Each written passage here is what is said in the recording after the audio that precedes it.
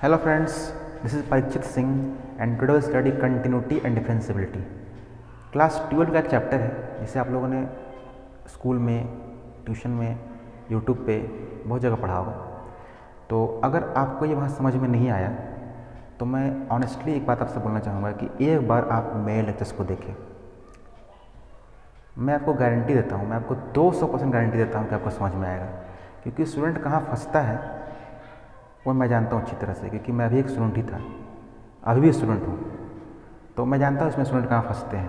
तो मैं आपको बोलूँगा कि एक बार आप पेशेंस रख के मेरे वीडियोस को देखें, मेरे लेक्चर्स को देखें, then I can bet you that you will understand each and every concepts and you will solve all the exercises with correct answers. So let's start without bakwas.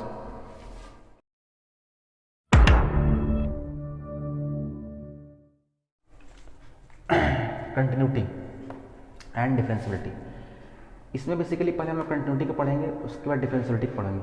तो इसमें फर्स्ट कंटिन्यूटी है। तो continuity क्या होता है देखो, मैं इसे आपको छोटा सा एक एग्जांपल दे बताता हूँ आखिर कंटिन्यूटी होता क्या है, पूरा बेसिक से। देखो सपोज करो ये ग्राफ है, मान के चलो कि ये ग्राफ है कुछ इस तरह से। तो आप लोगों ने अभी जस्ट देखा होगा कि मैंने यहाँ से पेन चलाना स्टार्ट किया और बिना कहीं पेन उठाए हम यहाँ से यहाँ तक गए, कहीं भी हम रुके नहीं या कहीं भी हमने पेन को उठाया नहीं वहाँ से। जो यहाँ स्टार्ट किया यहाँ जाकर ख़त्म किया डायरेक्ट। तो यही कंटिन्यूस फंक्शन है और यही कंटिन्यूटी को दर्शा रहा है। तो if a function is drawn without lifting a pen then it is called continuous function. अगर बिना पेन उठाए हम किसी फंक्शन का ग्राफ बना सके तो वो कंटिन्यूस फंक्शन होता है और वो कंटिन्यूटी को दर्शाता है। मैं एक और एग्जांपल आपको लेकर दिखाता हूँ, जैसे कि ये है दूसरा। कंटिन्यूटी पढ़ लेता है स्टूडेंट और उसे कंटिन्यूस क्या है, कंटिन्यूटी क्या है समझ में नहीं आता है, क्वेश्चंस बना लेता है, फिर बाद में क्वेश्चंस भी नहीं बनते हैं उससे वो एग्जाम्स में। तो वही है, रट्टू पढ़ाई करने का सबका आदत है। अब ध्यान से देखो, ये दूसरा फंक्शन है जो कि ऐसा है कुछ, ध्यान दो। तो दूसरा फंक्शन हमारा ग्राफ बनाए जो कि, अब ध्यान से देखो, हम यहाँ से इसको स्टार्ट किए, यहाँ से हमने पेन उठाया, अब बिना कहीं पेन उठाए इसके बाद यहाँ से जो पेन लगाया उसके बाद हमने कहीं पेन उठाई नहीं और सीधा यहाँ से यहाँ तक गए, सीधा कहीं भी हमने पेन उठाया नहीं बीच में। तो ये कंटिन्यूअस है और ये कंटिन्यूटी को दर्शाएगा। तो ये तो हो गया कंटिन्यूअस फंक्शन। अब ध्यान से देखो, मैं दूसरा चीज़ बताता हूँ। अब मान चलो कि ये एक ग्राफ है जिसमें कि हम इसे ऐसे बनाए। अब ध्यान से देखो, इस ग्राफ को ध्यान से देखो, इसमें अच्छा से तुम्हें दिखाई दे रहा होगा कि यहाँ से हमने पेन चलाना शुरू की, यहाँ तक गए, फिर हम यहाँ से पेन उठा लिए, मतलब कि यहाँ से फंक्शन टूट गया, यहाँ से फंक्शन है, यहाँ पे ब्रेक आया, यहाँ पे एक अच्छा खासा फंक्शन है, ब्रेक आया। तो ये कंटिन्यूअस नहीं होगा। हाँ, ये फंक्शन यहाँ से ले करके और यहाँ तक कंटिन्यूअस तो है, उसी तरह से यहाँ से लेकर के यहाँ से तो कंटिन्यूअस है, लेकिन बीच में कंटिन्यूअस है, यहाँ पे अपना ये कंटिन्यूटी खो दिया, यानी कि ये फंक्शन कंटिन्यूअस नहीं है। तो ये क्या है, ये या तो नॉन कंटिन्यूअस से बोल सकते हो आप या फिर इसे डिसकंटिन्यूअस बोल सकते हो आप। ये डिसकंटिन्यूअस फंक्शन है। अब मैं आपको एग्जाम्पल के थ्रू, मैथमेटिकल एग्जाम्पल के थ्रू कंटिन्यूअस और डिसकंटिन्यूअस एग्जाम्पल को मैं बताऊँगा, आपको दिखाऊँगा। बस पेशेंस रखना, ध्यान से देखना, पूरी वीडियो को वॉच करना, then I can bet that you will understand each and every concept. चलो सबसे पहले एग्जाम्पल देखते हैं। Example of continuous function.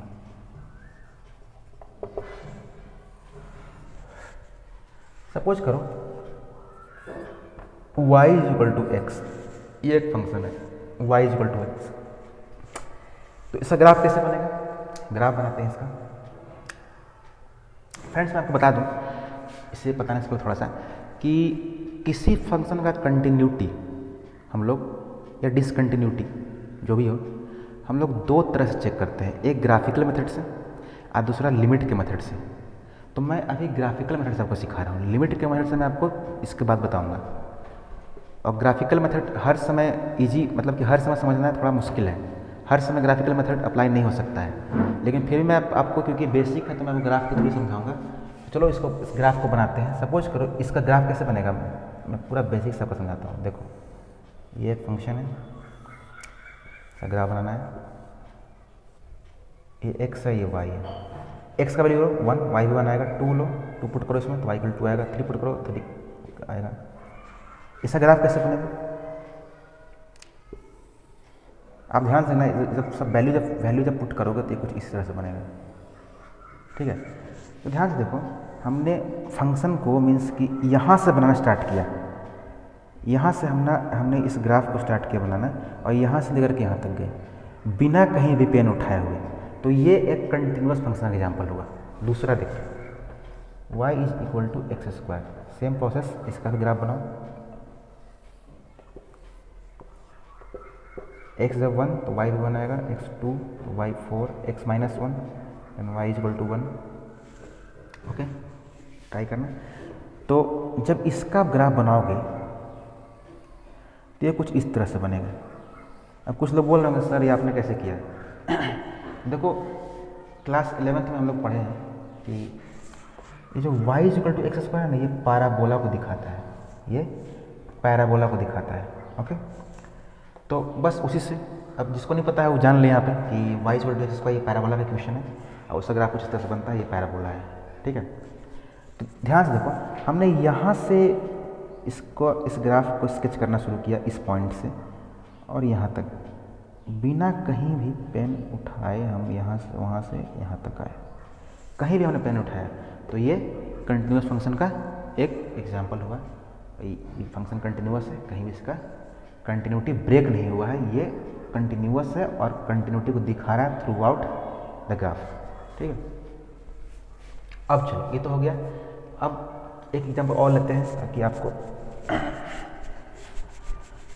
इतना एग्जाम्पल दूंगा आपको कि कैसे समझोगे, नहीं हर हाल में समझोगे, हर तरह से समझाऊंगा मैं आपको। दूसरा कर लेते हैं y is equal to mod x। अब चलो उसी तरह से बनाओ इसको भी, बेसिक, पूरा बेसिक समझो, कोई जल्दी नहीं, जल्दी का काम शैतान का होता है। चलो x का वैल्यू 1 पुट करो, y कितना आएगा 1, x का वैल्यू 2 पुट करो, y का कितना आएगा 2, x का वैल्यू -1 पुट करो तो क्या आएगा y का वैल्यू 1। क्यों? सी मॉडुलस, जो मॉडुलस फंक्शन होता है, आपको पढ़ा वाला सिलेबस में पढ़ा होगा, नहीं पढ़ोगे तो यहाँ देख लो कि अगर मॉड के अंदर या अगर मॉड के अंदर कोई वैल्यू पुट करो, या तो पॉजिटिव या नेगेटिव, वो हमेशा पॉजिटिव देता है। ये पॉजिटिव है, ये हमेशा पॉजिटिव देता है, इसका सोच पॉजिटिव है, इसका वैल्यू पॉजिटिव है, सब कुछ इसका पॉजिटिव है, ये हमेशा पॉजिटिव देता है। तो इसके अंदर आप -2 पुट करो या -3 पुट करो, जो पुट करना है, ये हमेशा पॉजिटिव देगा। -1 पुट करोगे तो 1 देगा, -2 करोगे तो 2 देगा, -3 करोगे तो 3 देगा। चलो इसका ग्राफ बनाते हैं। कैसे ग्राफ बनेगा? हम लोगों ने इसे भी क्लास 11th में पढ़ाता है, इसका ग्राफ कुछ इस तरह से बनता है, बना कर देख लेना। ठीक है, क्योंकि मैं पढ़ा था तो मुझे याद है, आप लोगों ने नहीं पढ़ा था आपको याद नहीं होगा। तो चलो देखिए, अब ध्यान से देखो, इसमें ध्यान से देखो, मैं यहाँ से अपना पेन चलाना स्टार्ट किया इस ग्राफ को स्केच करने के लिए। यहाँ से यहाँ तक गए, यहाँ तक गए, यहाँ तक गए, कहीं भी मैंने पेन उठाई नहीं, कहीं भी मैंने मतलब इस फंक्शन का जो ग्राफ है इसमें कहीं भी इसका कंटिन्यूटी ब्रेक नहीं हुआ, यहाँ से लेके यहाँ तक सेलेक्ट किया, तो ये क्या हो गया? Continuous function. ठीक है, कंटिन्यू है, कंटिन्यूअस। तो ये एग्जाम्पल हो गया कंटिन्यूअस का। अब मैं आपको नॉन कंटिन्यूअस या फिर जो डिसकंटिन्यूअस होता है उसका एग्जाम्पल बताता हूँ आपको। ये सब जानना बहुत जरूरी है, सब बेसिक। जब तक ये सब नहीं जानोगे तब तक तुम्हें क्वेश्चन समझ में नहीं आएंगे, ये सब बेसिक्स हैं। इसलिए तो आप जहाँ पढ़े ट्यूशन में या कोचिंग में, तो आपको वहाँ समझ में नहीं आया। अब देखो एग्जाम्पल ऑफ डिसकंटिन्यूअस फंक्शन।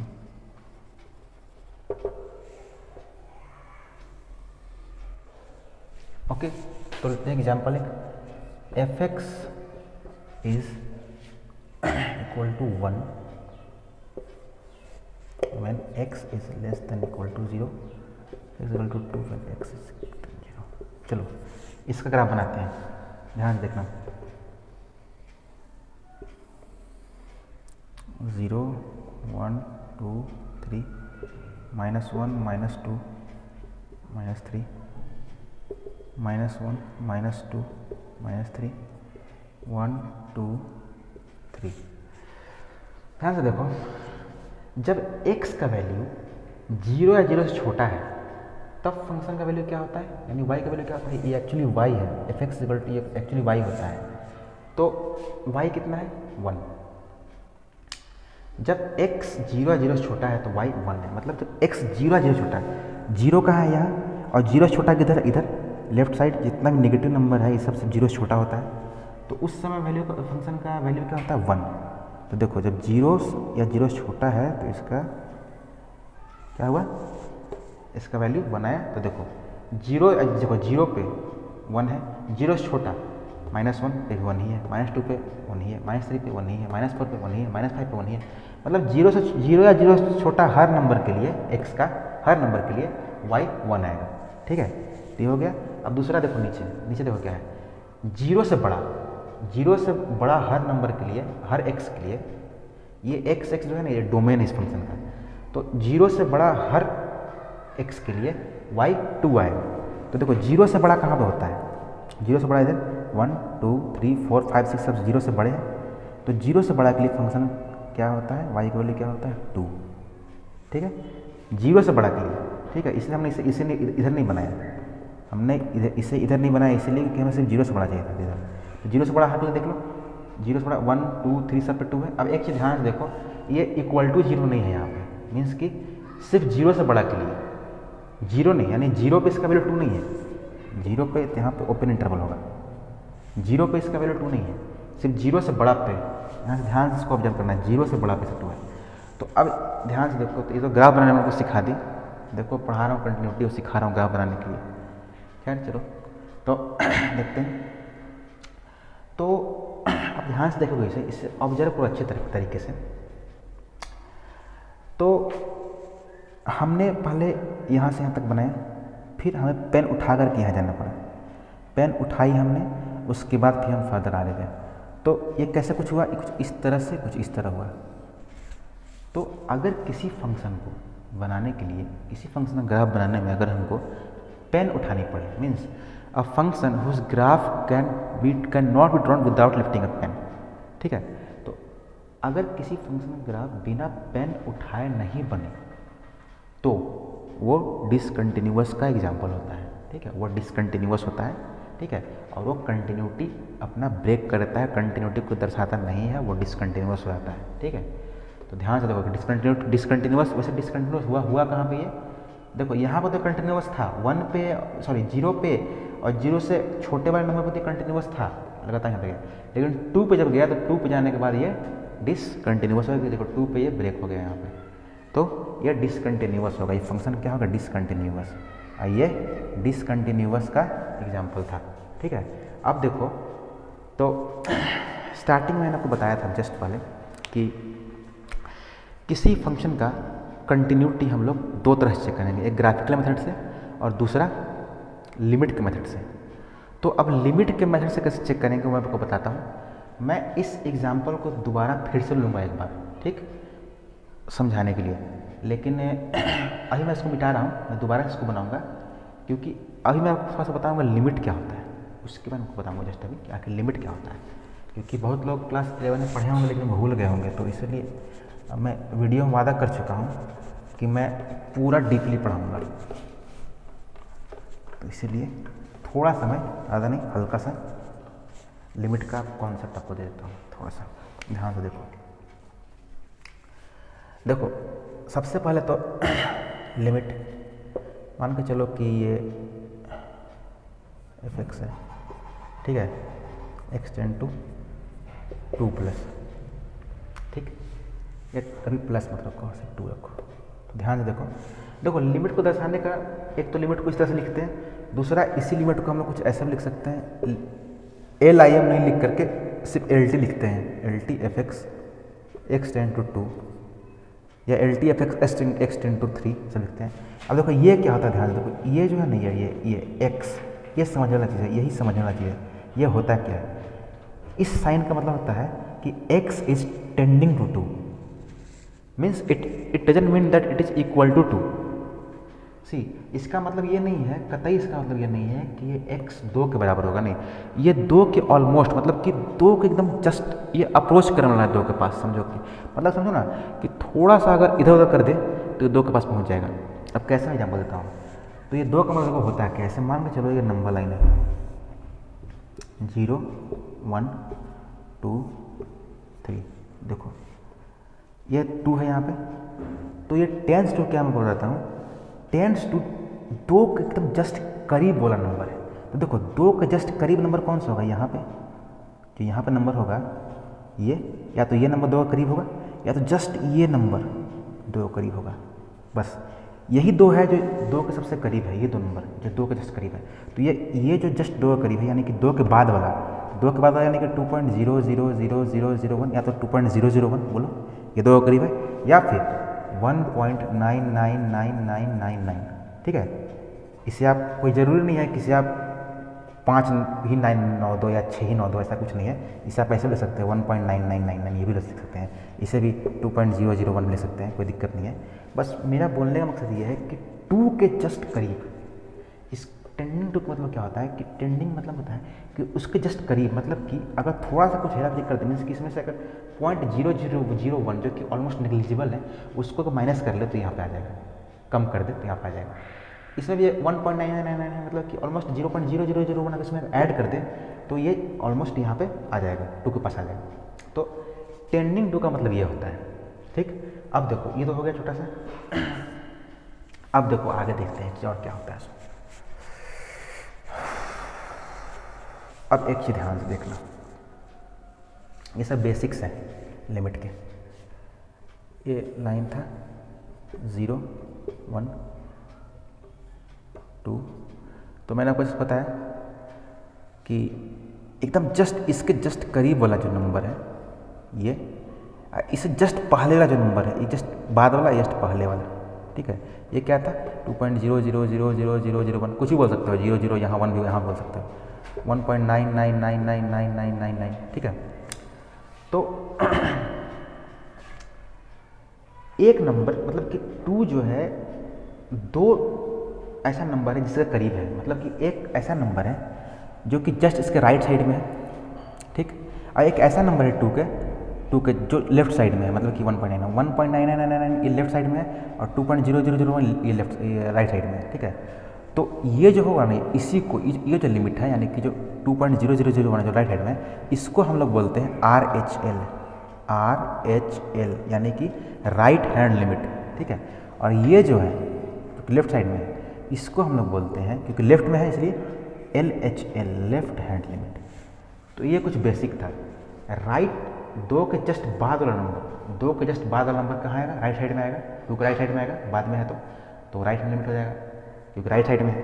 और 2 के जस्ट पहले वाला, तो पहले वाला कहाँ होगा, लेफ्ट में होगा, क्योंकि पहले यानी जस्ट छोटा चाहिए, तो छोटा कहाँ होगा, पहले होगा यानी लेफ्ट में होगा, तो क्योंकि लेफ्ट में है तो लेफ्ट हैंड लिमिट। देखो 2 के राइट वाला राइट हैंड लिमिट, 2 के लेफ्ट वाला लेफ्ट हैंड लिमिट।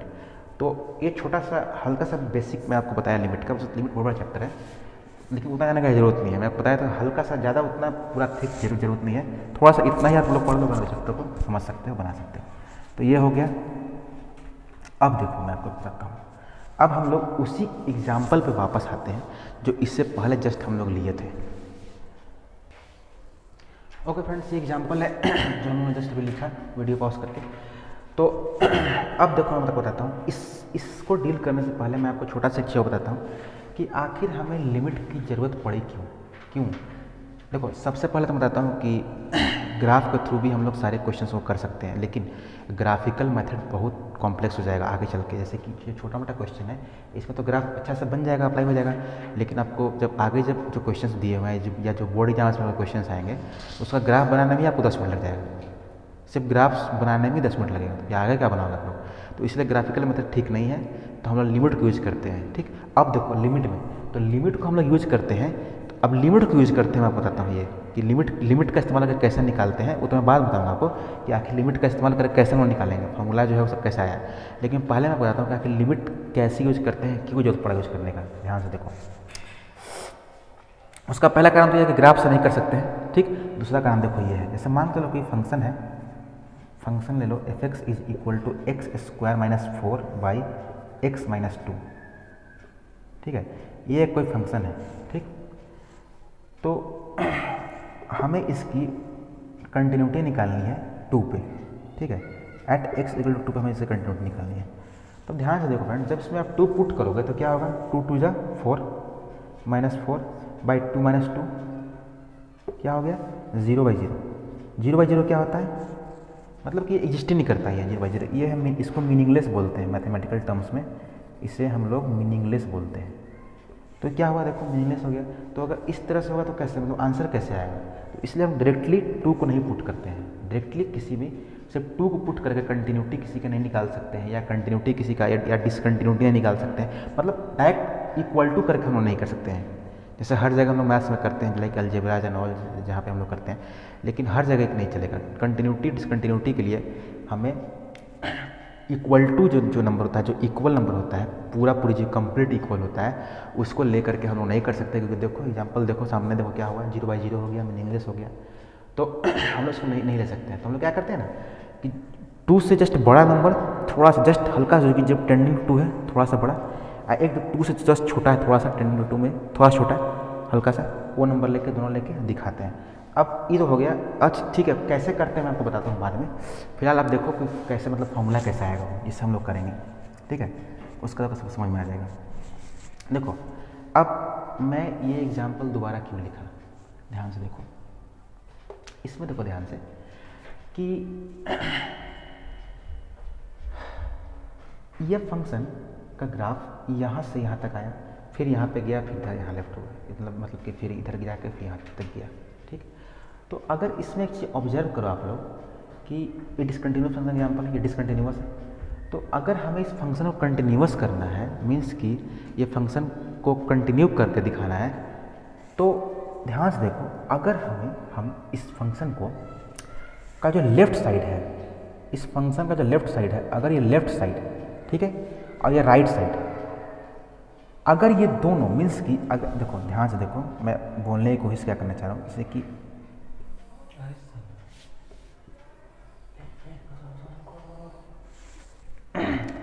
मैं क्या बोलने की कोशिश कर रहा हूँ, ये कैसा था, ये कुछ यहाँ से बना इस तरह से, ठीक, फिर इधर आया, ठीक है, 1 पे 2 पे, ठीक है। तो अगर हम लोग, ये फंक्शन डिसकंटिन्यूअस है, अगर हमें इसे कंटिन्यूअस करना हो तो क्या करना होगा, मतलब मीन्स कि अगर ये पार्ट नीचे आ जाए या फिर ये पार्ट ऊपर चला जाए और जो ये ओपन है ये क्लोज हो जाए, मीन्स कि कुछ इस तरह से देखो, अगर ये कुछ इस तरह से हो जाए, मीन्स कि ये वाला यहाँ, ये जो पार्ट है यहाँ पे आ जाए, या फिर ये वाला पार्ट यहाँ पे आ जाए, ठीक है, और ये जो क्लोज है ओपन है जो क्लोज हो जाए, तो क्या ये एक लाइन बनेगा, सिंपल इस तरह से लाइन बनेगा, स्ट्रेट लाइन। तो अब ये कंटिन्यूस हो जाएगा। ध्यान से देखना, मैं ये सब क्यों बता रहा हूँ, ये आपको आगे समझ में आएगा, कोई नहीं बताएगा इतना डीपली। ध्यान से देखो, तो अगर इसका जो राइट साइड वाला पार्ट है, मीन्स कि अगर इसका जो राइट साइड वाला पार्ट है, इसको, और लेफ्ट वाला साइड पार्ट है उसको, और जो ये साथ में जो यहाँ जो इसका खुद जो यानी F2 जो है, यानी कि जो खुद इसका अपना 2 है, जो 2 वैल्यू है, ये तीनों अगर हम एक तरफ करते, एक साइड में करते, एक लाइन में करते, तो क्या ये फंक्शन कंटिन्यूस हो जाएगा। अब ये फंक्शन डिसकंटिन्यूअस है, ठीक, लेकिन क्या अब ये कंटिन्यूस हो जाएगा। हाँ देखो, तो बस इसी कॉन्सेप्ट को यूज़ करके हम लोग इसका फॉर्मूला निकालेंगे। अब ध्यान से देखो कैसे निकालेंगे। सो मैं अभी इसे मिटा रहा हूँ, उस ग्राफ को मैं लिख के रखा हूँ अभी, क्योंकि उसी से समझ में आएगा आपको। ध्यान से देखो, मैंने अभी जस्ट पहले हम आपको बताए थे कि ये 0 है, तो 0 के उस तरफ वाला, 0 के इस तरफ वाला वैल्यू राइट हैंड है, 0 के राइट हैंड में, ठीक है, यानी कि क्या है ये राइट हैंड में, और जो राइट साइड में रहता है फिर उसको क्या बोलते हैं, RHL, यानी कि जस्ट बताया था मैंने आपको अभी, राइट हैंड लिमिट। यानी यहाँ से लेके आता जो वैल्यू है ये राइट साइड में है, तो राइट हैंड लिमिट। यहाँ से लेके आता जो वैल्यू है इसको क्या बोलेंगे, क्योंकि ये 0 से लेफ्ट में है, मतलब लेफ्ट साइड में है, तो ये क्या है लेफ्ट में, तो ये क्या हो जाएगा LHL, यानी कि लेफ्ट हैंड लिमिट। ठीक है, देखो राइट साइड वाला right hand limit, left side वाला लेफ्ट हैंड लिमिट। ठीक है, अब फिर जो इसका जो खुद का है, मतलब यहाँ 2 पे जो है, तो 2 पे, ठीक, यहाँ पे। अब एक चीज़ ध्यान रखो, अभी जस्ट मैंने आपको बताया कि अगर हम इस तीनों को एक लाइन में करते हैं, मीन्स कि राइट साइड वाला को, लेफ्ट साइड वाला को, और जो यहाँ पे जो पॉइंट है इसको, इस तीनों को अगर हम लोग एक लाइन में कर दें, बराबर में कर दें, तो क्या ये जो फंक्शन डिसकंटिन्यूअस है कंटिन्यूअस हो जाएगा। तो बस इसी को यूज करके हम लोग ये करते हैं, ठीक है। अब यहाँ पर 2 1 दोनों है तो 2 1 तो ले नहीं सकते हैं, क्योंकि दोनों है तो यहाँ खुद से कॉन्स्टेंट लेते हैं सी ले लेते हैं कॉन्स्टेंट, क्योंकि 1 2 कुछ भी हो सकता है, 3 4 कुछ हो सकता है, यहाँ पे तो कॉन्स्टेंट लेते हैं। तो बस अब इसी को यूज करके एक फॉर्मूला यहाँ पे आया है, जो कि क्या है, left hand limit is equal to right hand limit is equal to f c. Means कि अगर किसी का left hand limit, right hand limit किसी फंक्शन का, और उस वैल्यू को, उस कांस्टेंट का फंक्शन जो दिया हुआ है, अगर ये तीनों, जहाँ पे डिसकंटिन्यूटी चेक कर रहे हैं, यहाँ पे कंटिन्यूटी चेक कर रहे हैं, हाँ सॉरी जहाँ पे कंटिन्यूटी चेक कर रहे हैं, डिसकंटिन्यूस हो जाएगा, जहाँ पे कंटिन्यूटी चेक कर रहे हैं, तो वहाँ पे अगर left hand limit, right hand limit, और फिर जहाँ पे उसका कंटिन्यूटी चेक कर रहे हैं, जिस पॉइंट पे, जिस कांस्टेंट पे, अगर वो तीनों एक लाइन में आ जाएगा, यानी कि अगर इक्वल हो जाएगा, तो ये फंक्शन कंटिन्यूअस हो जाएगा। ध्यान से देखो, इसी को यूज करके, अब इसी को यूज करके ये पूरा चैप्टर इसी खेल पे बेस्ड है, ठीक है।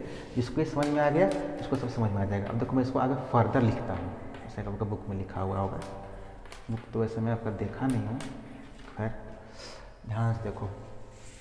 अब देखो मैं इसे कैसे लिखता हूँ, लेफ्ट हैंड लिमिट। देखो लेफ्ट हैंड लिमिट क्या होता है, limit F X tend to C है, सी देख सी का लेफ्ट वाला, यानी कि सी का लेफ्ट वाला, यानी कि यानी सी से जस्ट छोटा वाला, यानी कि माइनस छोटा वाला लेफ्ट लिमिट हो गया। इसे हम ऐसा लिख सकते हैं, is equal to limit F X tend to C. ध्यान देना,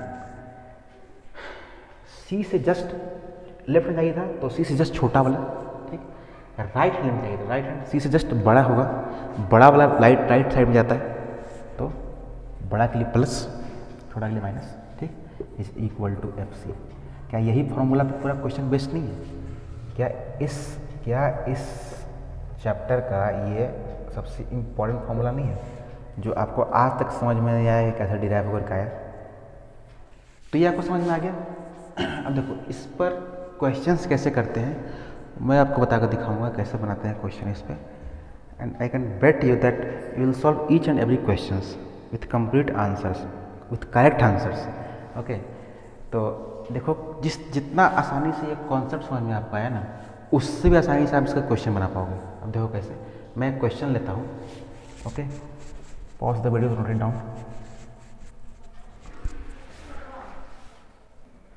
तो चलो ये क्वेश्चन है, इसको देखते हैं हम लोग। तो चलो देखते हैं इसको बना करके। रूल क्या था, भूलना नहीं, हमें LHL यानी लेफ्ट हैंड लिमिट को equal to RHL right hand limit, और जिस पर जहाँ पे कंटिन्यूटी चेक कर रहे हैं, जैसे कि यहाँ पे जीरो पे हो रहा है, तो जीरो पे अगर ये तीनों बराबर होता है तो ये फंक्शन कंटिन्यूअस होगा, नहीं होगा तो डिसकंटिन्यूअस होगा। अब एक चीज़ और मैं आपको उसमें सिखाऊंगा कि हम लोग, ये तो ठीक है कि लेफ्ट हैंड लिमिट चेक कर लेंगे, राइट हैंड लिमिट चेक कर लेंगे, लेकिन ये जीरो है, मतलब चेक कहाँ पे करेंगे, मतलब किस पॉइंट पे चेक करेंगे, वो कैसे मालूम चलेगा? ये बहुत लोग के मन में डाउट होगा। तो देखो कैसे चेक करेंगे, कैसे पता करेंगे कि कहाँ पे हमें चेक करना है। पेशेंस रख के देखते जाओ।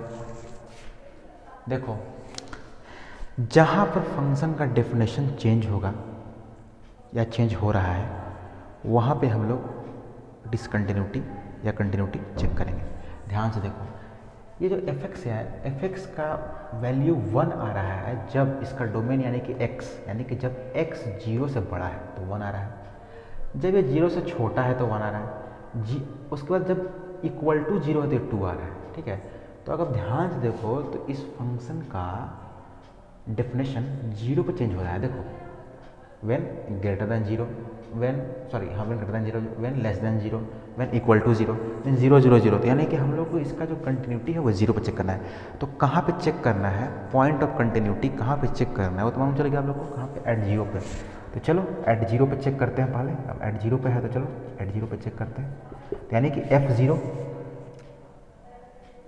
अच्छा ठीक, F0 बाद में करेंगे, पहले हम लोग इसका लेफ्ट हैंड लिमिट चेक करते हैं, LHL यानी कि लेफ्ट हैंड लिमिट, जो कि क्या था, limit fx x tends to c left hand limit यानी जीरो से जस्ट पीछे माइनस, ठीक है, जीरो पे है तो जीरो से जीरो है यहाँ पे, देखो मैं पूरा बेस डीपली आपको समझा देता हूँ। जैसे कि यहाँ जीरो है तो जीरो से इधर वाला यानी कि जो लेफ्ट साइड वाला है, जो -1 -2 -3 -4 ये सब है, ये क्या है लेफ्ट हैंड लिमिट, इधर वाला क्या है राइट हैंड लिमिट, जीरो से उधर बड़ा उधर वाला राइट हैंड लिमिट, ठीक है।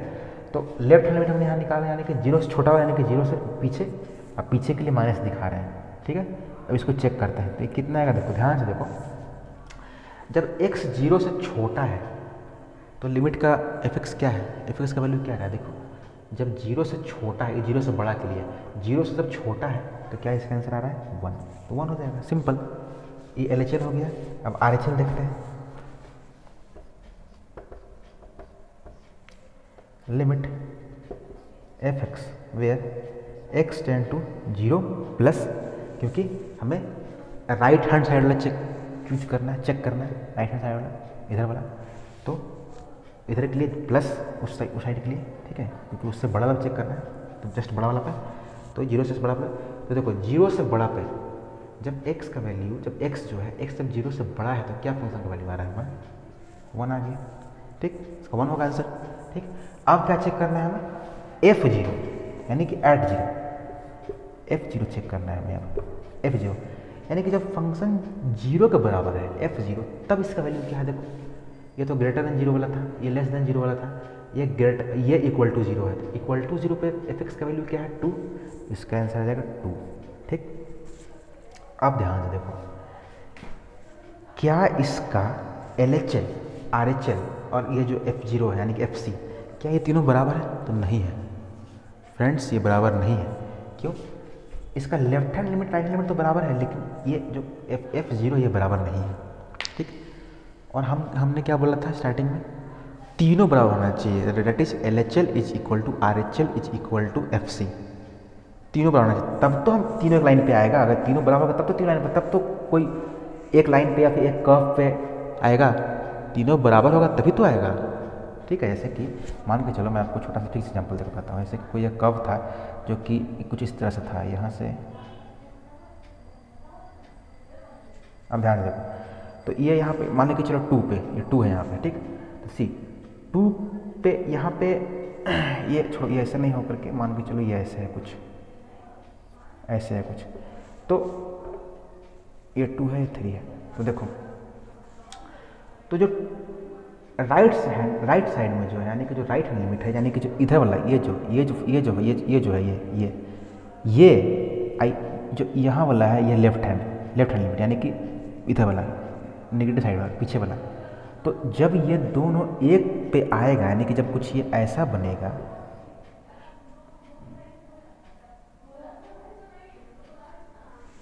तब ये कंटिन्यूअस होगा, तब तो ये कंटिन्यूअस होगा जब ये राइट हैंड लिमिट, जब ये इधर लेफ्ट साइड वाला यानी कि लेफ्ट हैंड लिमिट, सी राइट साइड वाला राइट हैंड लिमिट कोई इतना डीपली नहीं बताएगा आप लोग को, राइट साइड वाला right hand limit, left side वाला लेफ्ट हैंड लिमिट, और साथ में जो ये जो कांस्टेंट है ये, जब तीनों एक लाइन में आएंगे, एक पैरेलल एक लाइन में आएंगे, एक ट्रैक पे आएंगे, तब तो ये जो डिसकंटिन्यूअस है ये कंटिन्यूअस बनेगा, ठीक है।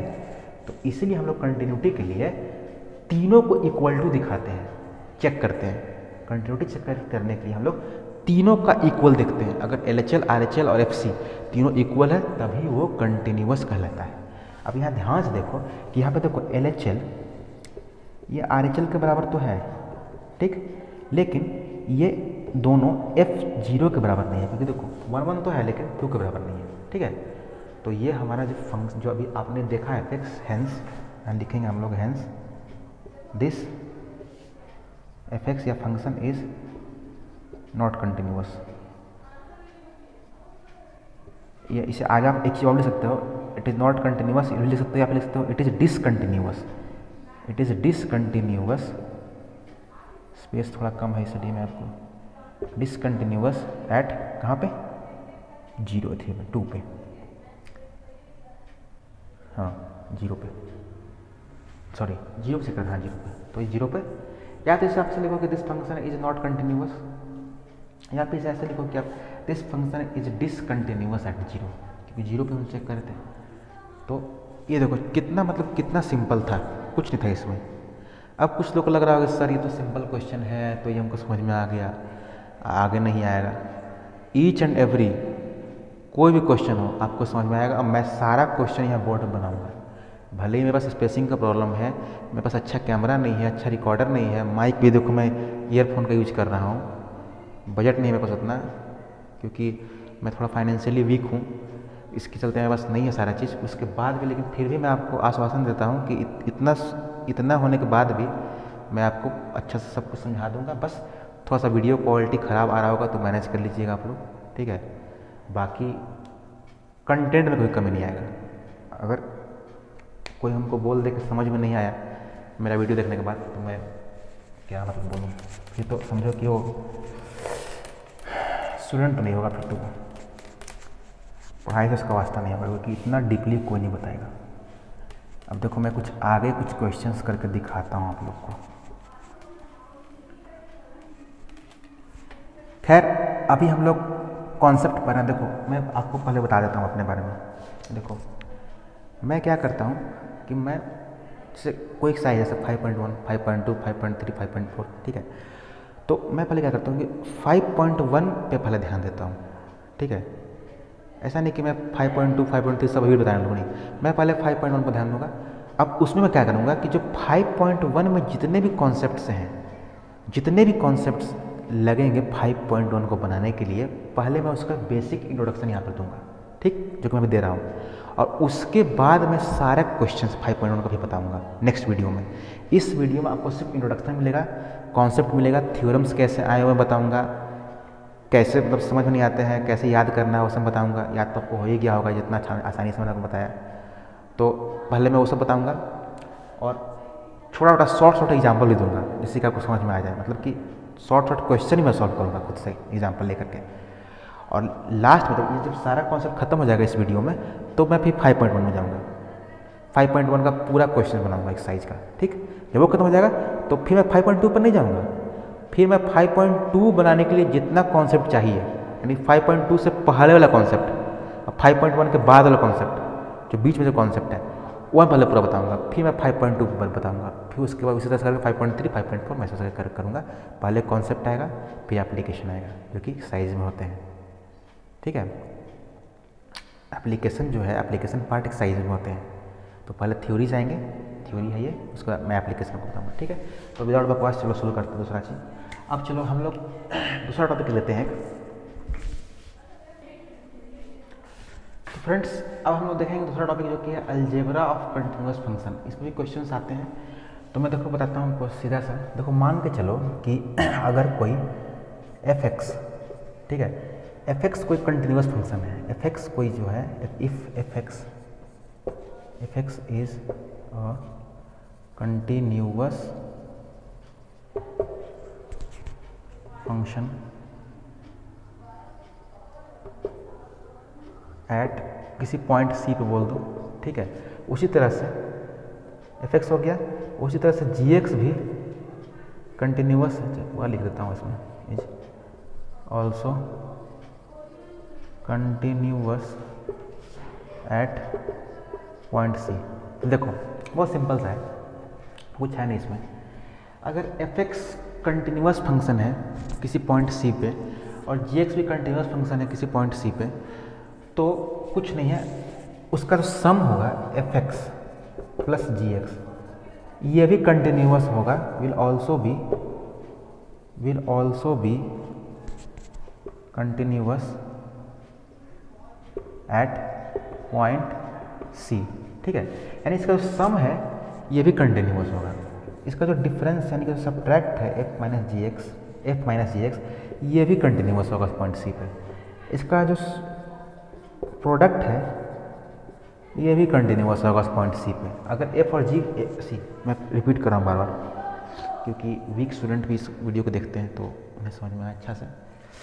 तो मैं बोल रहा था कि अगर f(x) कंटिन्यूअस फंक्शन है किसी पॉइंट C पे, g(x) भी कंटिन्यूअस फंक्शन है किसी पॉइंट C पे, तो उसका सम यानी कि f(x) प्लस g(x) वो भी कंटिन्यूअस होगा उस पॉइंट C पे, f(x) माइनस g(x) वो भी कंटिन्यूअस होगा उस पॉइंट C पे, f(x) इंटू g(x) यानी उसका प्रोडक्ट वो भी कंटिन्यूअस होगा उस पॉइंट C पे। और उसी तरह से f(x) बाई g(x) या डिवाइडेड बाई g(x), ये भी कंटिन्यूस होगा पॉइंट सी पे। तो बहुत ही सिंपल सा कॉन्सेप्ट था कि एफ एक्स जी एक्स अगर कंटिन्यूस है किसी पॉइंट सी पे तो उसका सम, उसका सब्ट्रैक्ट, उसका प्रोडक्ट, उसका डिवीजन ये भी उस पॉइंट सी पे कंटिन्यूस होगा। तो यहीं तक, ठीक है, ये खत्म हो गया। अब मैं आपको एक एग्जाम्पल लेकर बताता हूँ इसका, जिससे आपको समझ में आएगा कैसे। देखो इसे रब करता हूँ fastly.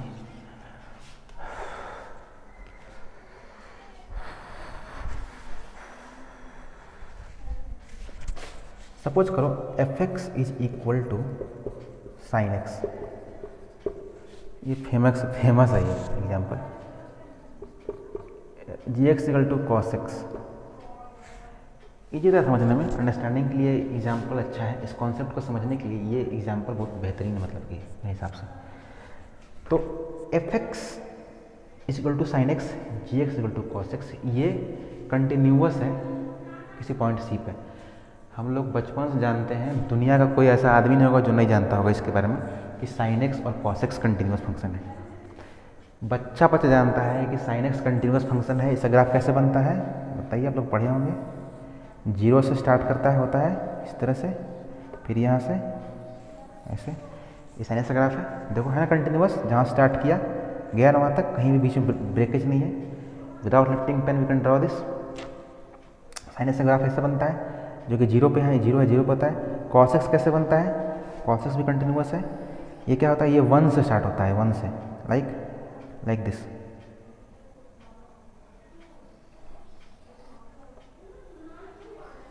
Like this.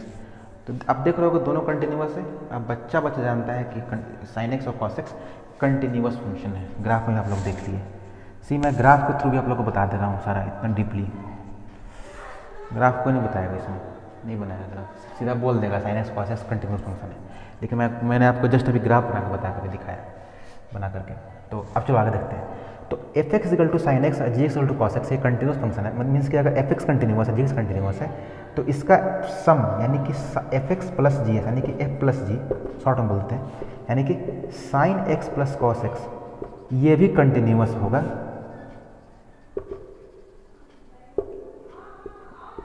Will be continuous at सी, ठीक है, कंटिन्यूअस होगा किसी पॉइंट सी पे, डी पे, ई पे, किसी भी कॉन्स्ट एक तरह का पॉइंट है कहीं भी आर्बिट्री, ठीक है, कहीं भी किसी हर पॉइंट पर है, किसी पॉइंट पर पुट करो ना, सब पे कंटिन्यूअस होगा। उसके बाद इसका subtract F minus G, sine X minus cos x, ये भी कंटिन्यूअस होगा। F into G, sine X into cos x, ये भी कंटिन्यूअस होगा, ठीक है। अब एफ बाई जी, इसमें थोड़ा सा आते हैं, ठीक है, ये बहुत इंपॉर्टेंट है, ठीक है। इंक, इसमें इंक डाल लेता हूँ, मैं बताता हूँ उसके बाद आपको। फ्रेंड्स, तो f x by ji x, ये देखते हैं निकाल के। फ्रेंड्स, एक चीज़ के लिए मैं आपसे माफी मांगना चाहूँगा कि इससे पहले जो जस्ट अभी मैंने बताया था, sum, product, addition means subtraction and division, तो उसमें मैं आपको जस्ट बताया था कि F x by ji x ये भी कंटिन्यूअस होगा हर पॉइंट पर। थोड़ा सा में हल्का सा इसमें चेंज कर लीजिएगा friends. F x by ji X हर पॉइंट पर कंटिन्यूअस नहीं होगा। C, F x by ji X जो है हर पॉइंट पर कंटिन्यूअस नहीं होगा। हर पॉइंट पर कंटिन्यूअस होगा, लेकिन सिर्फ एक पॉइंट को छोड़ करके, जहाँ पे जो जी एक्स है ना, ये जी एक्स जहाँ पे 0 हो जाएगा। यानी कि देखो, अगर जी एक्स 0 हो जाता है कहीं पे तो इन्फिनिटी हो जाएगा, क्योंकि something by 0 is equal to infinity, something by 0 is equal to infinity. तो ये जी एक्स जहाँ पे 0 है ना, उसको छोड़ करके, तो हल्का सा उसमें करेक्ट कर लीजिएगा, हल्का सा लिख लीजिएगा। जहाँ भी मैंने जस्ट बताया था आपको f x by ji x continuous है, तो वहाँ हल्का सा लीजिएगा खाली लास्ट में कि except g x is equal to 0, ठीक है। जहाँ पे जी एक्स 0 है वहाँ पे नहीं, क्योंकि जहाँ जी एक्स जो नीचे डिनोमिनेटर अगर 0 हो जाता है कहीं भी, तो फंक्शन इन्फिनिटी हो जाता है। 2 by 0 infinity, 1000 by infinity, g is equal to 1000 by 0 is equal to infinity. तो अगर डिनोमिनेटर में 0 आता है तो इन्फिनिटी हो जाता है। तो इसीलिए यहाँ आप लोग करेक्ट कर लीजिएगा, ठीक है, उसमें। तो अब मैं आपको आगे बताता हूँ। तो जैसा कि फ्रेंड्स हम लोग भी देखें, तो चलो इसमें देखते हैं। तो f x by ji x check करते हैं इसका। Sine x f x, g x कितना है, कॉस एक्स, ये हो जाएगा, ठीक है। तो अब ध्यान से देखो, इस साइन एक्स पे कॉस एक्स आ गया। तो हमें एक चीज़ का ध्यान रखना है, ये फंक्शन ये भी कंटिन्यूअस होगा, like sum, product and addition, sorry subtraction, जिस तरह से होगा। तो ये भी होगा, लेकिन किस पे नहीं होगा, किस पॉइंट पे, जहाँ डिनोमिनेटर जीरो हो जाएगा ना वहाँ पे नहीं होगा। मीन्स कि जहाँ पे कॉस एक्स जहाँ पे जीरो हो जाएगा वहाँ पे ये फंक्शन डिसकंटिन्यूअस होगा, मतलब उस पॉइंट पे नहीं होता है। ठीक है, अब ध्यान से देखो, मैं इसको आगे बताता हूँ आपको कि आखिर ये ग्राफ है किसका, सॉरी ग्राफ बोल रहा हूँ मैं, sine x by cos x होता क्या है, tan x होता है। ठीक, तो tan x ग्राफ आप लोग पढ़े होंगे, नहीं पढ़े होंगे तो मैं इसे चलो बता देता हूँ। देखो tan x ग्राफ देखो शॉर्ट में,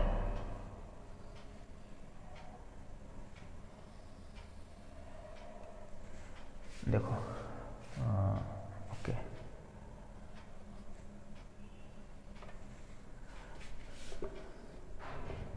x का वैल्यू 0, x का वैल्यू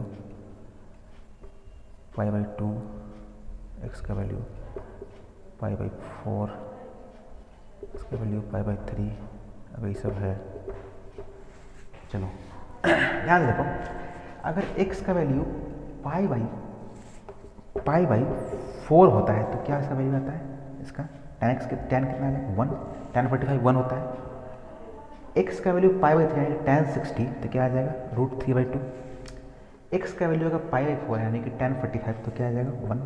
ओ ये तो यहाँ पे था ही, सॉरी देखा नहीं था, तो 1 आ गया।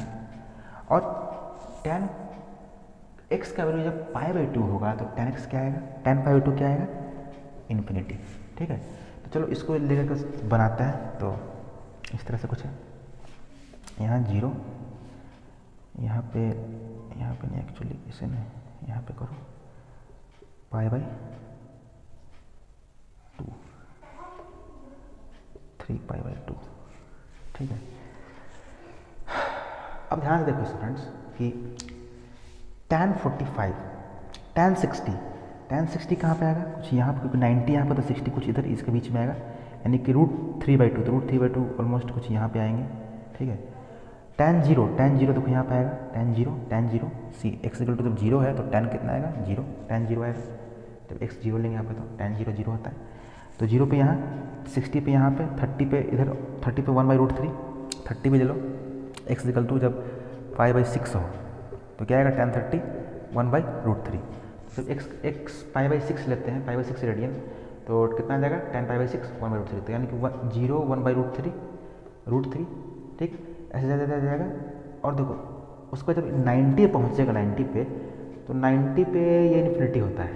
ठीक है, तो पहले बना लेते हैं 90 पे जो है, तो इसका ड्रॉ कर लेते हैं π/2 पे ये लाइन है। ठीक है, अब देखो ग्राफ यहाँ शुरू होगा, ये से जाएगा, लेकिन जैसे 90 पे आएगा ये एसिम्प्टोट बन जाएगा। एसिम्प्टोट मैं आपको बताऊंगा आगे, फिलहाल मैं उस टर्म को मैं यूज ही क्यों किया, कुछ लोग कन्फ्यूज हो जाएंगे।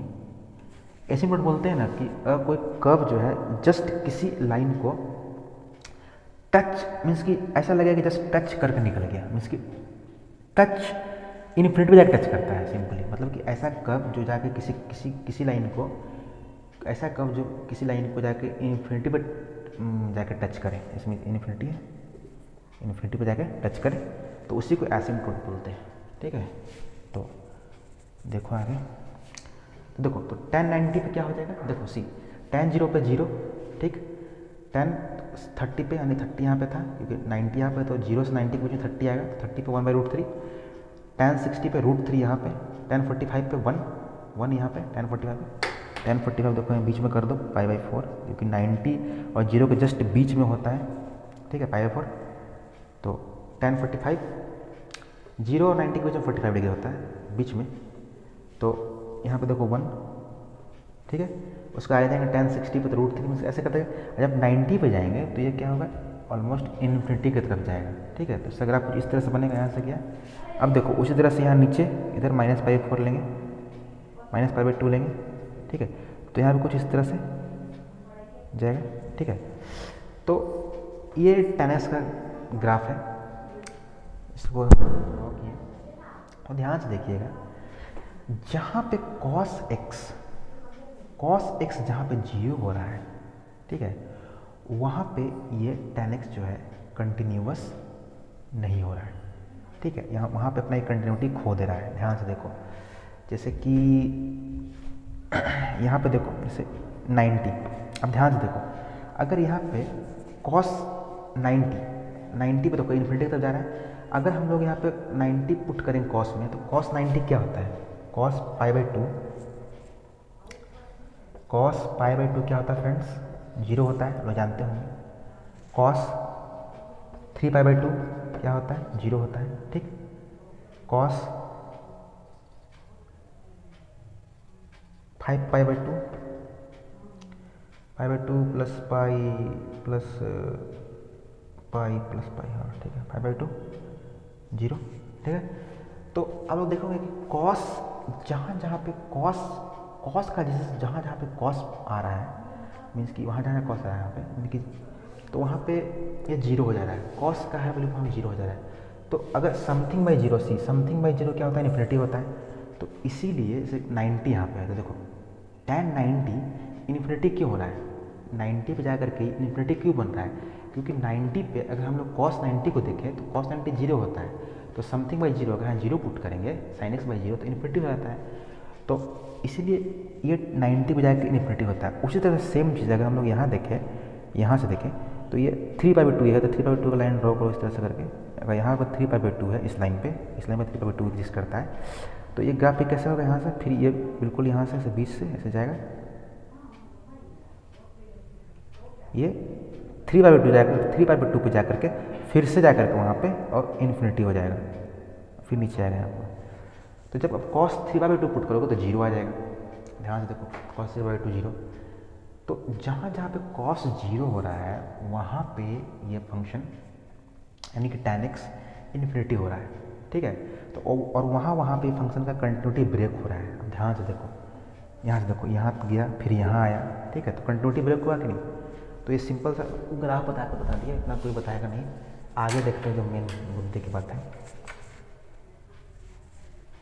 ये tan x का ग्राफ था जो आप लोगों ने क्लास 11 में पढ़ी होगी, जिन्होंने नहीं पढ़ी होगी वो यहाँ पे एक बार देखेंगे तो उनको समझ में आ जाएगा। अब देखो, तो tan x हर जगह कंटिन्यूअस होगा एक्सेप्ट कहाँ पे, जहाँ पे cos 0 हो रहा है वहाँ पे, जहाँ पे cos x 0 हो रहा है वहाँ पे।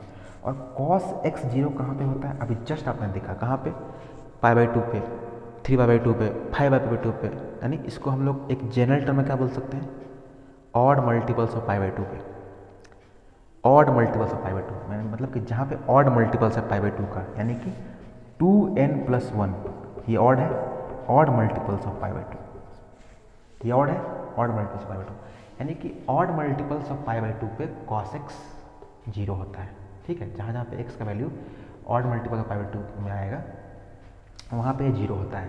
तो ये जो tan x है, ये tan x है, ये कंटिन्यूअस होगा, like sin x into cos x and sin x plus cos x and sin x minus cos x, जैसे पहले दिखा था, ये भी कंटिन्यूअस होगा उसके ऐसा, प्रोडक्ट सम के जैसा ये भी होगा। लेकिन ये क्या होगा, एक पॉइंट पे छोड़ करके, means tan x is continuous at c except कहाँ पे, 2n+1 पाई बाई टू, ठीक है। ये ध्यान रखना आप लोग, odd multiples of pi by two पे, क्योंकि odd multiples of pi by to होता है क्या है, जस्ट ग्राफ में हम लोग देखा, आप लोगों ने देखा होगा कि जहाँ भी odd multiples of pi by two आ रहा है, like pi by two, 3 pi by two, तो वहाँ पे 0 हो रहा है, तो जैसे ही 0 यहाँ पे आएगा तो इन्फिनिटी हो रहा है। तो आप लोग देखा होगा ग्राफ इन्फिनिटी की तरफ जा रहा था, जहाँ पे cos x 0 हो रहा था वहाँ पे ये इन्फिनिटी की तरफ जा रहा था, क्योंकि odd multiples of pi by two पे cos x 0 होता है, और वहीं पे ये इन्फिनिटी की तरफ जा रहा था। आप देखे होंगे, देखिएगा tan x ग्राफ तो मिटा दिया, लेकिन बुक में कहीं होगा देखिएगा कि पाई बाई टू पे, 3 पाई बाई टू पे, 5 पाई बाई टू पे, ये सब पे cos x जो है वो 0 होता है, और वहाँ पे tan x का जो ग्राफ होता है वो इन्फिनिटी की तरफ जाता है, क्योंकि cos x 0 हो गया तो समथिंग बाई 0 इन्फिनिटी, तो बस tan x इन्फिनिटी हो जाता है। तो एक छोटा सा कॉन्सेप्ट, ठीक है।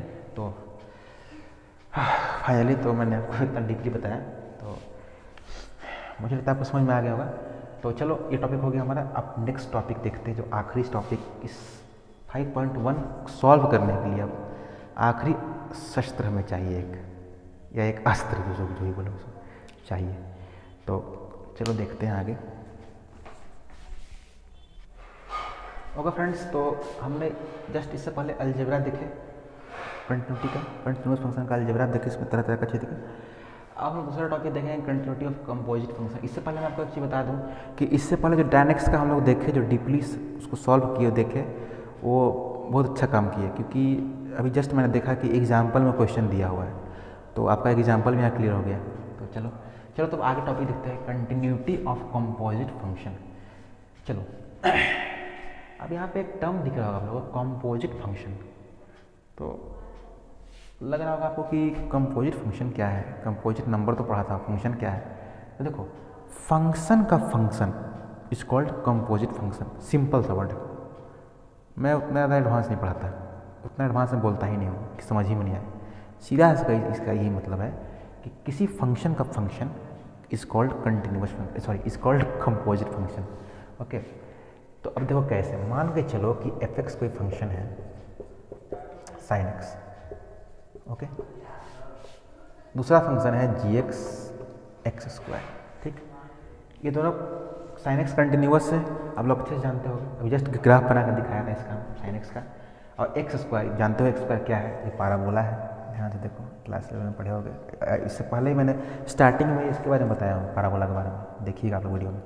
इसका ग्राफ कुछ इस तरह से बनता है, पाराबोला कंटिन्यूअस यहाँ शुरू किया वहाँ तक गया विदाउट लिफ्टिंग अ पेन, तो ये भी कंटिन्यूअस है, तो बताने की जरूरत नहीं है, ये दोनों कंटिन्यूअस है, ठीक है। लेकिन फिर लिख देते हैं कि F x if f x and g x are continuous. वैसे ये कंटिन्यूअस दुनिया का हर बच्चा जानता है, कंटिन्यूअस एट सी, लेकिन फिर मैं लिख दिया यहाँ पे, ठीक है, कि किसी पॉइंट सी पे, कोई point c d e f किसी पे, मैं सी लिया हूँ यहाँ पे, तो सी पे यह कंटिन्यूअस होगा, ठीक है। तो ये बोलता क्या है इसमें, ये एक तरह का थ्योरम जो आपको बुक में दिया हुआ है, ये एक्चुअली एक थ्योरम है, इससे पहले जो पढ़े तो भी एक थ्योरम था। तो ये एक थ्योरम है जो कि क्या बताता है आपको कि, आगे पढ़ाता हूँ, पहले सुनो, अभी समझ में नहीं आएगा।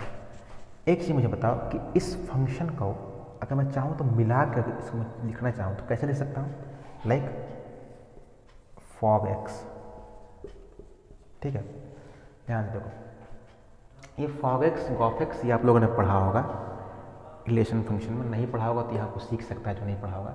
अगर मुझे इसका फॉग एक्स लिखना है, यानी कि एफ ऑफ जी एक्स लिखना है, तो कैसे लिखेंगे, f of g x, f of g x, ठीक है, o for of, f of g x, ठीक है। अब देखो, मैं इसे लिखना नहीं, मैं थोड़ा समझाने के लिए बता रहा हूँ। देखो, अगर मान के चलो कि F x is equal to 2x square है, ठीक, तो f one is equal to क्या हो जाएगा, 2 इंटू 1 का स्क्वायर, पुट कर देंगे समान 2 आ जाएगा। एफ टू क्या हो जाएगा, 2 का स्क्वायर 4, 4 टू 8, 2 इसमें पुट कर देंगे, ठीक है। तो उसी तरह से एफ जी एक्स क्या होगा, जी एक्स इसमें पुट कर देंगे, ठीक है, इसमें जी एक्स पुट कर देंगे, ठीक। तो सी यहाँ पे हमारा एफ एक्स क्या है, साइन एक्स, ठीक है, हमें क्या निकालना है, एफ जी एक्स। तो एक्स है तो यहाँ पे एक्स है, एक्स है तो यहाँ पे एक्स है, तो अगर यहाँ पे जी एक्स है तो जी एक्स को यहाँ पुट कर दो, साइन जी एक्स, सिंपल। तो एफ ऑफ जी एक्स क्या हो जाएगा, सी इस साइन एक्स है, एफ एक्स साइन एक्स है, इसमें हमें जी एक्स पुट करना है, देखिए यहाँ पर तो क्या हो जाएगा, साइन जी एक्स, ओके। अब मुझे आगे बताओ, इसे मिटा दो, मैं ही मिटाऊंगा, आप थोड़ा मिटाओगे। अब देखो, साइन जी एक्स कितना है, जी एक्स यहाँ निकल गया, जी एक्स कितना है, एक्स स्क्वायर, तो क्या हो जाएगा, साइन एक्स स्क्वायर। तो ये कंपोजिट फंक्शन हुआ, फंक्शन ऑफ फंक्शन। देखो, दोनों को मिला करके, दो फंक्शन थे यहाँ पे, एक ट्रिग्नोमेट्रिक फंक्शन था, एक लीनियर फंक्शन था, दोनों को मिला करके हम लोग यहाँ पे लिखे, ठीक है। दोनों को जब मिला दिए तो कंपोजिट फंक्शन बना, ठीक है, जो कि साइन एक्स स्क्वायर था। तो देखो, इसमें सिंपल सा फंडा है, सिंपल सा, ठीक है। ये थ्योरम क्या बोलता है कि अगर एफ एक्स कंटिन्यूअस है किसी पॉइंट सी पे, जी एक्स भी कंटिन्यूअस है किसी पॉइंट सी पे, लेकिन दोनों अलग अलग फंक्शन होना चाहिए, याद रखना, एक फंक्शन नहीं, दोनों अलग अलग होना चाहिए, तभी तो कंपोजिट बनेगा। एक होगा तो कैसे होगा, दोनों अलग अलग रहेगा तो दोनों को मिलाएंगे तो कंपोजिट बनेगा। तो अगर एफ एक्स कोई फंक्शन है अलग, दूसरा जी एक्स में कोई अलग फंक्शन है, तो अगर दोनों अलग अलग है तो उसका फॉग एक्स, ठीक है, फॉग एक्स ही हो गया, और दूसरा उसका गॉफ एक्स, आप लोगों ने इसे पढ़ा होगा, फॉग एक्स गॉफ एक्स पढ़ा होगा, नहीं पढ़ा होगा तो यहाँ जो यहाँ देखा होगा तो समझ में आ ही गया, फॉग एक्स ऐसा निकालते हैं, बहुत सिंपल है। तो अगर कोई दो फंक्शन है एफ एक्स जी एक्स, ठीक है, तो उसका फॉग एक्स यानी कि एफ ऑफ जी एक्स बराबर होगा gof x g of f x. See gof x निकालते हैं इसका, चलो गॉफ एक्स निकालते हैं। सी गॉफ एक्स मैंने बताया था अभी, ओ फॉर ऑफ, तो जी ऑफ एफ एक्स, ठीक है, gof x g of f x. अब मुझे एक चीज़ बताओ, मैं फिर आपको एग्जाम्पल दे बताता हूँ क्योंकि मैं बहुत डीपली पढ़ाता हूँ, मतलब कि छोड़ो मैं नहीं बोलूँगा। मान के चलो जी एक्स, इसे लिखना नहीं, जी एक्स है मान के चलो 2x + 5, ठीक है, तो G1 क्या होगा, कुछ नहीं, यहाँ 1 पुट कर देंगे भाई, 2 × 1 + 5 7। G2 क्या होगा, 2 × 2 4 + 5 9, ठीक है। तो उसी तरह से F(x) क्या होगा, कुछ नहीं, यहाँ पे F(x) पुट कर देंगे यानी कि 2F(x + 5), ये होगा F(x), अरे जहाँ पे x था वहाँ 1 पुट किए तो यहाँ भी 1 आया, 2 पुट किए तो यहाँ भी 2 आया। तो अगर F(x) पुट किए इसका डोमेन में तो यहाँ भी इसका डोमेन में F(x) आएगा, तो बस वही आ गया। अब इसी को देख के छोटा सा एग्जाम्पल था ये, अब देखो तो क्या हो जाएगा ये जी ऑफ एफ एक्स, तो यानी कि इसमें पुट करना है हमें, देखो जी एक्स हमारा ये है, ठीक है, x², तो इसमें एफ एक्स है, तो ये जो है ये यहाँ पे आ जाएगा sin x होल², इसमें आ जाएगा जी ऑफ एफ एक्स, तो क्या हो जाएगा sin²x, ठीक है। तो फॉग एक्स कॉफ एक्स समझ लिया आप लोगों ने, डीपली कैसे निकालते हैं।